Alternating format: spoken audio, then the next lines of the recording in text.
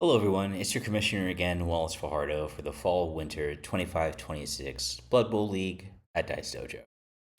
We're going to be talking about match submission.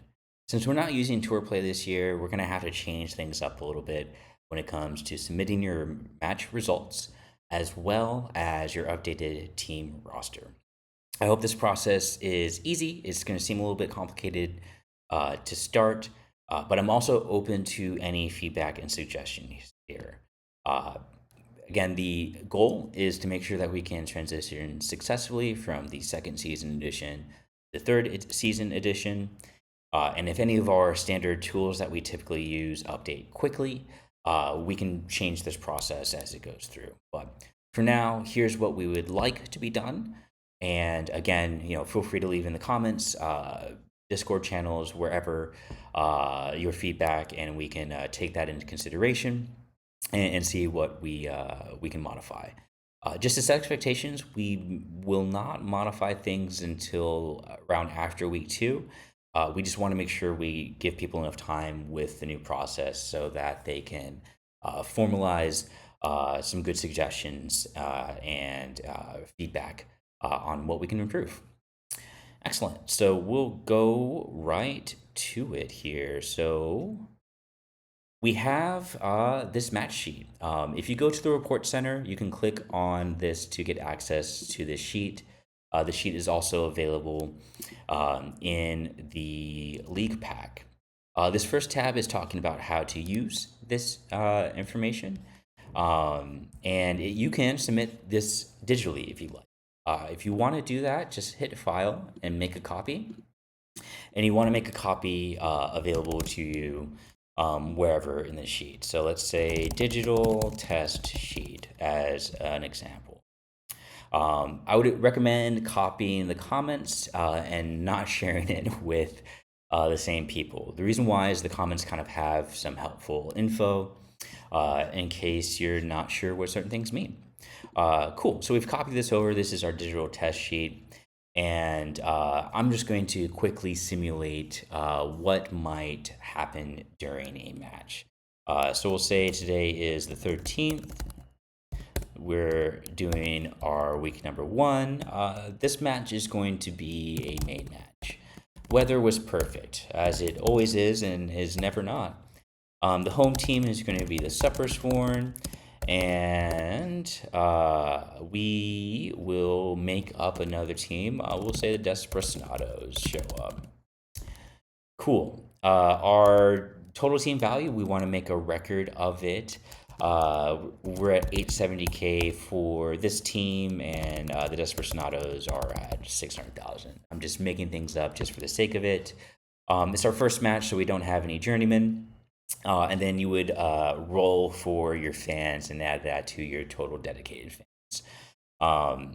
Excellent. So the home fans are 3 and 1, just for the sake of things. The Desperados, we get 170K in inducements. So we would say they take 2 bribes for 100K. And then maybe a Bloodweiser keg for 50K. Leaving about 20K, I think they would also be able to get a assistant coach. Excellent. So they get the assistant coach, and we're all set there. Cool. From then on, we're done with the pre-match section of the game, and your game can commence. Down here, we have rows for different players, and what we're expecting is as things occur, to enter them in. So you can either use your player number or your player name. Name is going to be more specific, but to reduce any confusion, we have this extra section here. So let's say the Supper Sworn creates a casualty on one of the Desperados player. I don't have names for the Supper Sworn just yet, so we'll say one of the Treemen, number 2, has created the casualty. Do need to make some changes here. That's fine though. And so 2, and of which team did this player belong to? They are part of the home team. So we're just going to make sure we have H in there as an option.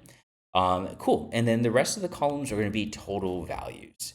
I'll show you what this looks like with a printed sheet paper as well.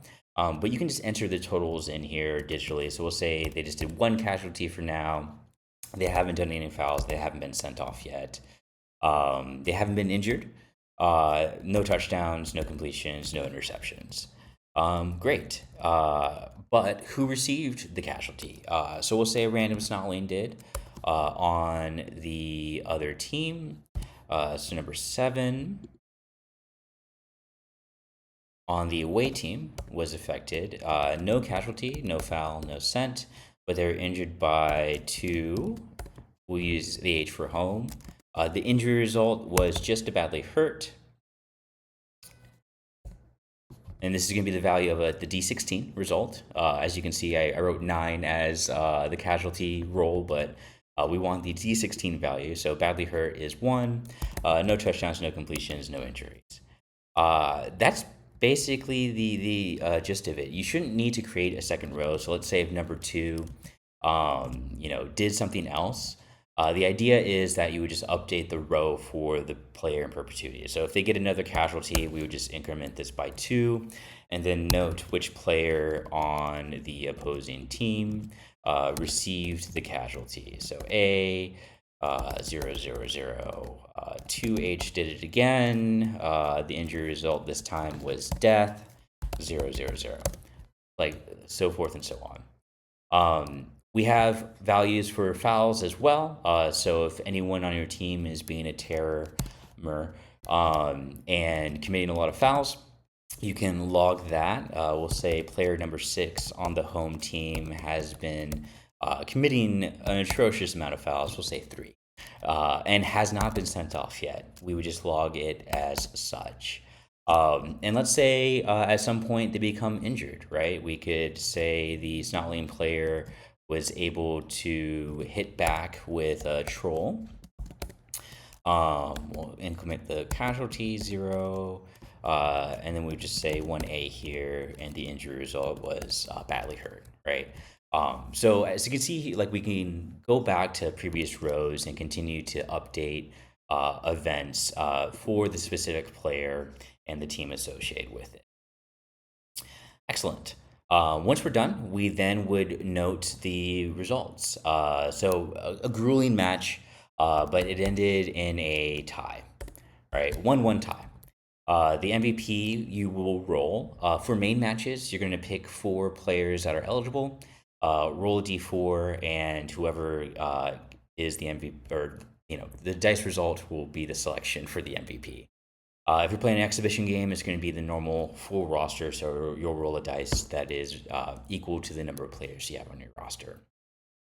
We will say number 1, player 1 on the home team got MVP, and we can say player 8 on the away team got MVP. And then any petty cash received. So the way cash works is you get $10,000 per fan, so $40,000 split between the 2 teams.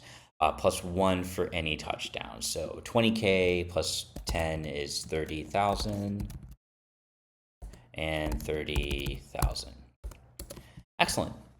So that's what we would expect for the digital copy. When you're ready, you can print this and export it as a PDF, which automatically happens for the Google Sheets stuff. So what's this look like for an actual piece of paper, right? We do have the ability to show you that. So we have real papers available in the Blood Bowl section. I'll probably be putting it in the second season edition community box, but it would work very much the same way, where we are noting the date, what week we are in, weather, and so forth and so on, right? So I could say this is an EX match versus Supper Sworn, and then Desperados. And I would log all the information as we have been previously, right? So same thing with inducements, journeyman. I would go through this whole process here. Same thing if I were to mention the player, that committed a cache result. For this, you can either make notes on the side and put the total result. I tend to do just tick marks as things occur, and that'll be a fine way to notate it. However you want to do it works for me. I'll include pens and pencils and erasers in the box as well, so you have the opportunity to use whatever device you want to record this. Now, the critical thing here is that I do need a copy of the match report from each coach. So with a physical one, all I would recommend that you do is take a picture with your phone of the sheet, right? So you can go in here and get, this is a poor demonstration, but you get the gist, right? Like you want to capture the totality of the sheet in the image. That is perfectly fine. And that'll take us over to our next steps here. All right, so the Game Report Center. This is available in the League pack as well. Link to the game tracker is available, and we want to mention what home team is available. I'll be updating this as we get registrations and who the away team was. Then I'm going to add the file that I downloaded. So here is my match sheet that we did digitally. If I took a picture, I can upload an image to this form as well, whatever works. Oh, and I need an updated game roster, right? So let me go back here to my roster. I want to make sure that I have hit commenced on the roster. So let's take a look at the match sheet to see what happened. So player 2 on our side got 2 casualties. That is going to be 4 SPP worth, right? So we have in the BB roster an SPP section, and I can type in 4 SPP that they gained. My player, star player, or MVP rather, was number 1, so they get 4 SPP as well. Excellent. Cool. And that is the only other things that I think happened for our team. We got a number of fouls, but no sent-offs. It doesn't look like we sustained any injuries, but if we did, we can note if there are any increases in niggling injury. We can also mark if a player is missing next game, and that'll adjust the TV value for you in the roster. Let's say I wanted to make any purchases. Since I'm in commenced, any additional changes to my roster are going to come away from my treasury. And similarly, like let's say this halfling, suffered an injury result that like reduced their movement or strength. If I fire someone, I'm not going to get a refund back. For skill allocation, we do want to make sure that we have enough SPP.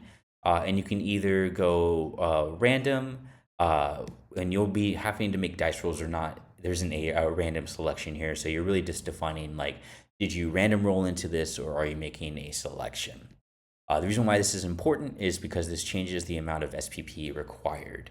You can look in your rulebooks in the league section for more details there. But once I make all these changes, I'm then going to save again. We're going to make a new print so I can export a PDF. And I'm going to add week 1 to my roster name just for posterity. And then I'm going to upload that.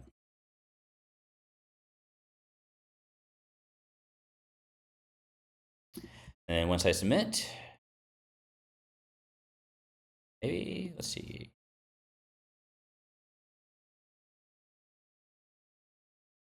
Cool. This monster has been submitted, recorded.